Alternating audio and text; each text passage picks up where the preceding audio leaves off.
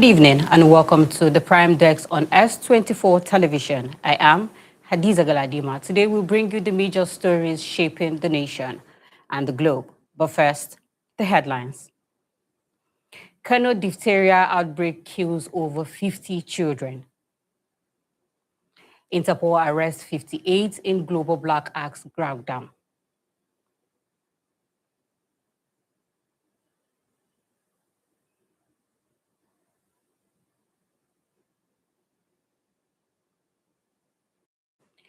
Now, the news in full. An 8-month international operation coordinated by Interpol has resulted in the arrest of 58 suspects linked to West African organized crime networks, including the notorious Black Axe Group, codenamed Operation Jackal 4. The operation ran from November 2025 to June 2026 and involved law enforcement agencies from 22 countries across 6 continents.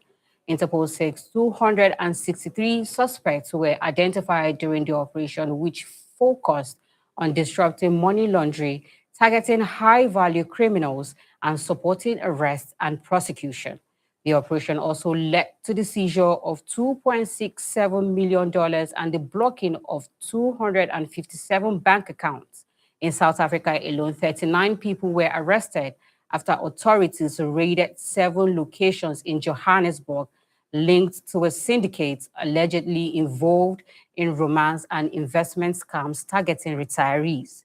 Interpol says West African criminal networks are responsible for a significant share of cyber-enabled financial fraud, including romance scams, cryptocurrency and investment scams, and business email compromise.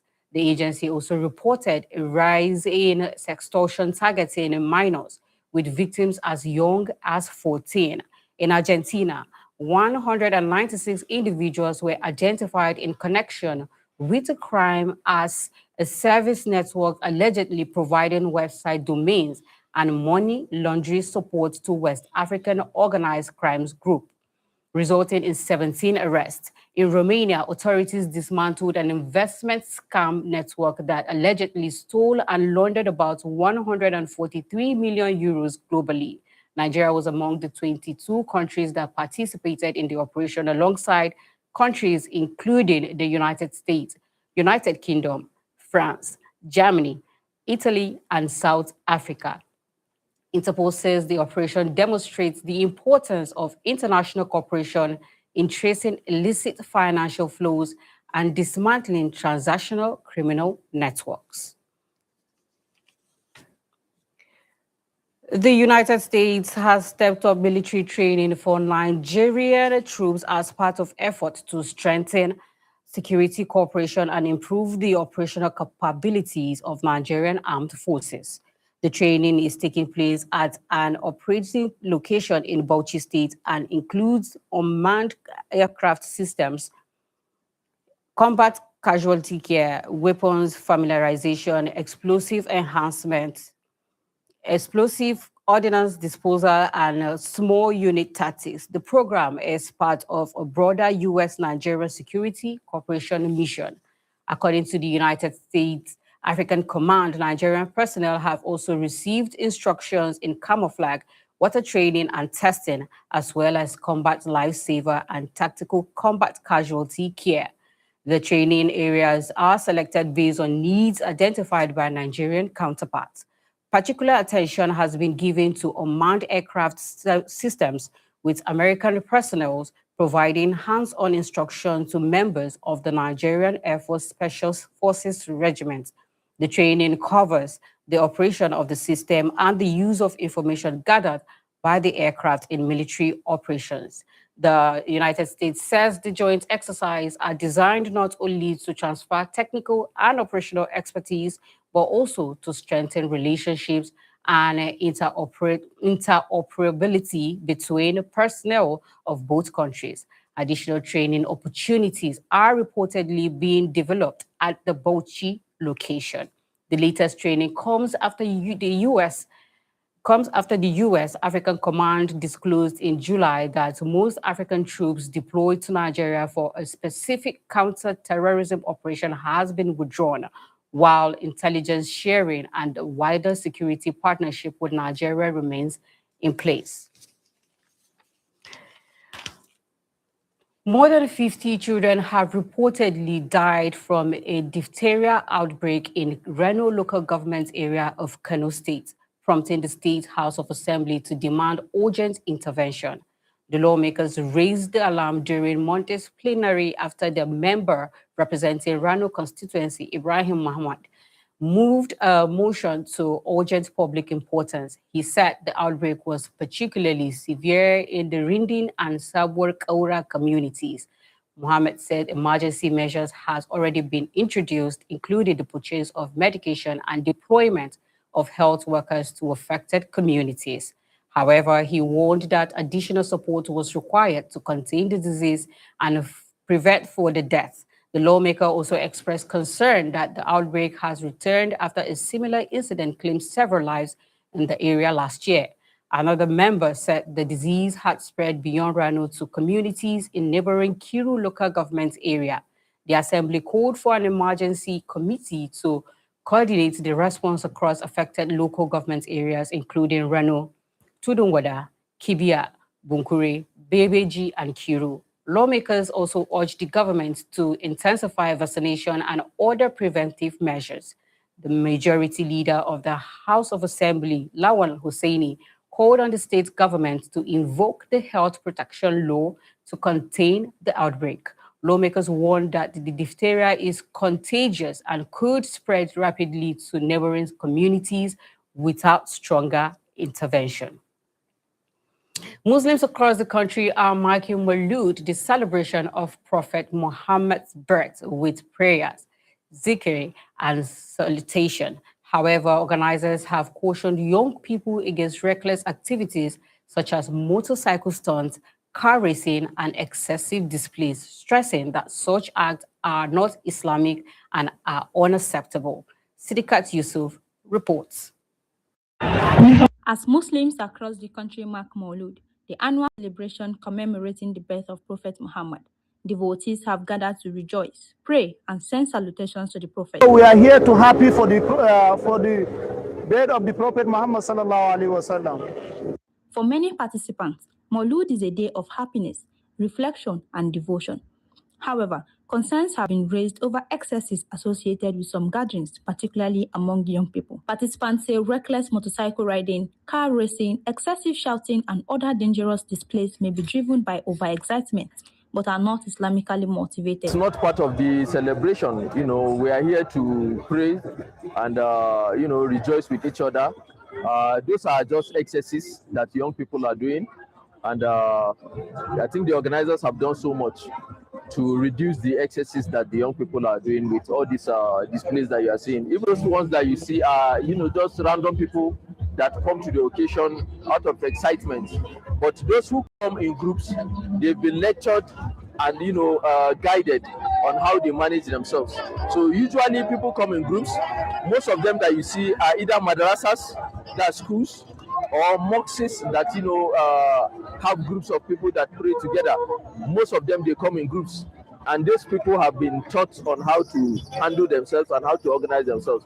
But most of the few people that you see are those individuals. Organizers say some involved are not affiliated with recognized Islamic groups or religious institutions and may only be present to cause nuisance.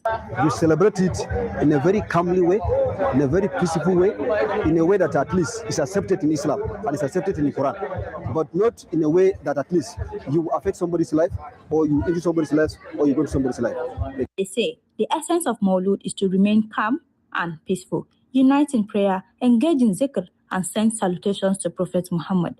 For the faithful, Maulud is a time for worship, reflection, and peaceful devotion, not recklessness or disorder. I am Sidikat Yusuf, reporting for S24 Television. Nigeria is intensifying its environmental protection drive. South Korea is charting a bold renewable energy future, and Port Harcourt residents are embracing affordable clean water. 3 stories that highlight how communities and governments are tackling sustainability challenges in different ways. Olawale Omotego has the reports. Nigeria is stepping up efforts to protect its environment by strengthening law enforcement collaboration. The National Environmental Standards and Regulations Enforcement Agency (NASERA) has called for closer partnership with the Nigeria Security and Civil Defense Corps (NSCDC). Officials explained that environmental crimes such as illegal waste dumping, deforestation, and industrial pollution often go unchecked without strong security backing. By working hand in hand with NSCDC, Nasara hopes to improve compliance with national standards, safeguard fragile ecosystem, and ensure offenders face real consequences. Traditional leaders and community groups have welcomed the move, stressing that enforcement must balance development with respect for local livelihoods. In Port Harcourt, residents are celebrating the launch of an affordable clean water station by Longovest Limited. The Aqua Point Evergreen Station, located on Bende Street, delivers purified drinking water at 13 naira per litre, a fraction of the cost of bottled alternatives. Using advanced purification methods such as reverse osmosis, ozone treatment, UV sterilization, and carbon filtration, the station guarantees safe water while reducing reliance on sachet water. This also helps cut down plastic waste, a major environmental challenge in urban Nigeria. Longovest CEO Kelvin Amafina described the project as the company's first step into the water sector, with plans to expand into waste management and food security. For many households, the station represents both relief from high water costs and a step towards sustainable living. Meanwhile, in Asia, South Korea has unveiled an ambitious plan to expand renewable energy capacity to 100 gigawatts by 2030. The government is easing restriction on solar projects, promoting agrivoltaic systems that combine farming with solar panels, and investing in floating and rooftop installations. More public land will be opened for clean energy development, while reforms to the energy market will introduce long-term fixed price contracts and a new brokerage system for power purchase agreements. Officials say the plan will secure reliable clean power for industries like semiconductors and AI, sectors that demand vast amounts of electricity. By expanding the national grid and aligning with global RE100 commitments, South Korea aims to strengthen its competitiveness and reduce dependence on fossil fuels. Experts warn that the challenge will be balancing rapid expansion with grid stability, but the strategy signals a decisive shift toward a low carbon future. Olawale Omotego reporting for S24 Television. Nigeria has ranked 56 among the world's 60 poorest countries by GDP per capita at purchasing power parity, according to the 2026 ranking by Global Finance magazine. The ranking places Nigeria at the GDP purchasing power parity per capita of $9,532.92. The country's position represents a significant decline from 44th place in the 2025 ranking. The figures use purchasing power parity to adjust for differences in the cost of living and inflation across countries, providing a basis for comparing the relative economic output and purchasing power of people across nations. African countries dominate the bottom of the ranking. 9 of the 10 countries with the lowest GDP PPP per capita are in Africa, with Yemen the only non-African country among the bottom 10. Burundi ranked lowest at $994.23, followed by the Central African Republic and South Sudan. Other African countries near the bottom include Mozambique, Malawi, Somalia, Liberia, Madagascar, and the Democratic Republic of Congo. The ranking also shows Nigeria ahead of Angola, which ranked 59th, while Ghana placed 51st, Cote d'Ivoire 48th, and Kenya 44th. The figures highlight persistent economic challenges across much of the continent, while Nigeria's movement from 44th to 56th position raises concerns about the country's relative income and purchasing power. If you are just joining us, you are watching the Prime Desk on S24 television. Stay tuned for our international news coming up after the break.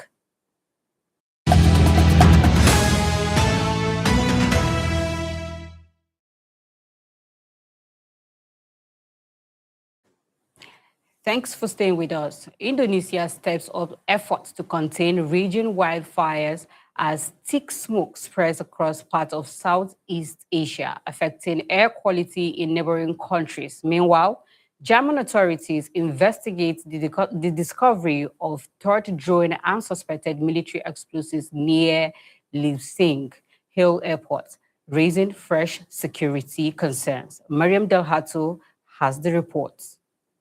Indonesia battles devastating wildfires as thick smoke spread across Southeast Asia, while Germany investigates the discovery of another drone and suspected explosives near Leipzig Halle Airport. This story and more coming up.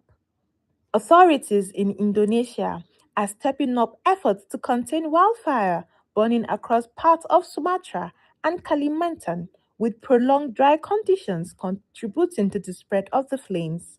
The fire have generated thick smoke that has crossed into neighboring Malaysia and Brunei, prompting concerns over air quality and public health. Malaysia has reported unhealthy air quality in several areas, while authorities continue to monitor the situation as the haze spread across the region. Indonesia has deployed aircraft and helicopters to conduct water bombing operation, while cloud seeding efforts are also being used to encourage rainfall and help suppress the fire. Police have arrested 72 people suspected of starting some of the fires, while several companies are being investigated over allegation of using fire to clear land. President Prabowo Subianto has ordered tougher action against companies found responsible, including possible sanction and revocation of operating permits. Malaysia and Brunei are also expected to raise the issue of transboundary haze at the ASEAN level as authorities across the region work to limit the impact of the fire. For now, officials warn that the situation could persist as long as dry conditions continue. Meanwhile, German investigators have discovered a third drone and suspected military explosive near Leipzig Halle Airport, days after an earlier drone carrying explosives were found at the facility.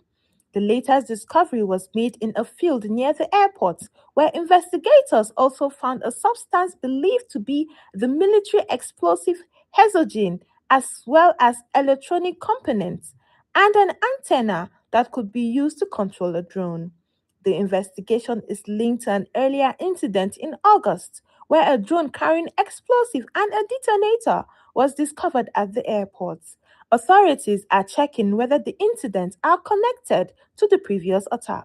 Leipzig Halle is a major cargo and logistic hub and is also significant for military transportation linked to NATO and Ukraine. German Chancellor Friedrich Merz has said authorities will reveal who they believe was behind the attempted attack. However, German authorities have not formally accused Russia of involvement, while Moscow has denied any responsibility. Investigations are still continuing. And that's a wrap on the international desk. From the wildfire crisis in Southeast Asia to the growing security investigation in Germany, we will continue to monitor developments around the world and bring you the latest news. Mariam Dalhatu, S24 Television.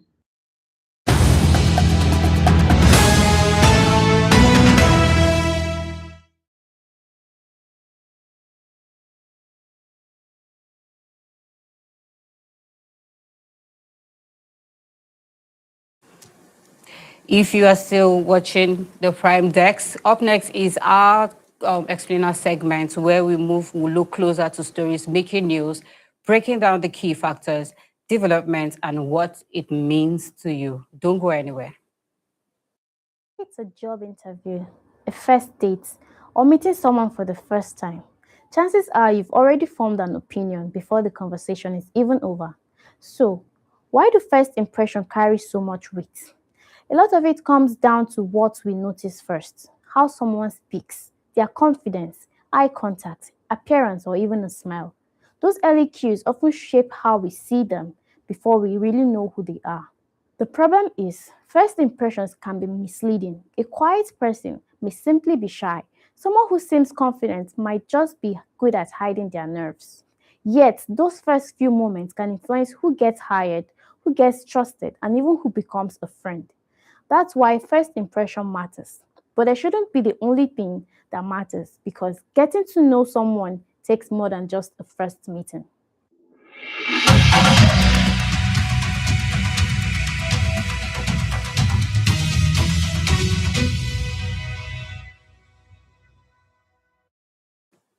For a roundup of the biggest entertainment news making waves today, let's join S24's Quiet Linus for the latest roundup. The entertainment world is buzzing with major developments, from the 18th Hades nomination to a legal update involving Poco Lee and a major box office milestone for Spider-Man. The 18th Hades nominations are out, with Nigeria's biggest music stars and emerging talents competing across 35 categories. Davido, Wizkid, Burna Boy, Ayo Star, Rema, Thames, Fola, and Mavo are among the names in the mix, with Fola leading the nominations with 10 nods, followed by Omale with 8, while Mavo and Wizkid have 7 each. One of the biggest battles comes in the Afrobeat Album of the Year category, where Davido's 5, Benson's Captain, Omale's Clarity of Mind, Adekunle Gold's Fuji, Wizkid's Morayo, and Burna Boy's No Sign of Weakness will compete for the prize. The Song of the Year category is also packed with major contenders, including Kumi's Arike, Arya Star's Hot Body, Fido's Joy is Coming, Ashake and Wizkid's MMS, and Davido and Omale's With You. With established stars going head-to-head with a new generation, the 18th Hades is already shaping up to be one of the major entertainment talking points of the year. While the industry celebrates nominations, one of the names on the list is also facing a separate legal development in the United Kingdom. Nigerian dancer and hype man Poco Lee, whose real name is Iwi Pascal Odinaka, has been confirmed to appear before Snarebrook's Crown Court on September 15th over an alleged assault. The court has listed the hearing for the case, with reports stating that Poco Lee is expected to appear for the proceedings on that date. The development comes as Poco Lee remains part of this year's Hades nominations. His collaboration with Shodi and Rama Jago, Hey Jago, is nominated for the Song of the Year, while Poco Lee is also nominated individually for Best Street Hop Artist. The legal case remains ongoing, and the allegations against him have not been proven in court. And from a developing legal story involving a Nigerian entertainer, the spotlight now shifts to Hollywood, where Spider-Man is chasing one of the cinema's biggest box office records. Spider-Man Brand New Day is on the verge of pushing James Cameron's Titanic out of the global box office top 5. The Marvel blockbuster has now grossed $2.22 billion worldwide, including $854.9 million in North America. That puts the film just $44 million behind Titanic, which currently sits 5th on the all-time global box office chart. And Spider-Man could go even higher. Brand New Day is only about $50 million behind NASA 2, meaning it would potentially jump from the 6th to 4th place if its current momentum continues. The film is also closing in on Avengers Endgame domestically and is expected to become the second highest grossing movie ever in North America. From the Hades race to a developing court case and a superhero chasing box office history, the entertainment world continues to deliver plenty to talk about. Linus Quiet for S24 Television. Thanks for staying with us. Coming up in sports, Nigeria's Falconet head to Poland with victory in sight, while Tottenham completes a major signing from Manchester City, while the club turned their attention to Chelsea's Enzo Fernandez. Uduaka and Gus Power has the reports. Nigeria's Falconet are on their way to Poland, hoping to finally win the FIFA Under-20 Women's World Cup for the first time. The 21-player squad departed Abuja on Monday after completing their final preparations under head coach Moses Aduku. Nigeria booked its place at the tournament by overcoming Rwanda, Senegal, and Malawi during the African qualifying series, winning those ties 5-0, 3-1, and 3-2 on aggregate, respectively. Now, the challenge is much bigger. The Falconets have reached the World Cup final twice, finishing runner-up in 2010 and 2014, but the trophy has remained out of reach. They will begin their latest campaign in Group F against Spain on September 7, before facing China PR on September 10 and New Caledonia on September 13.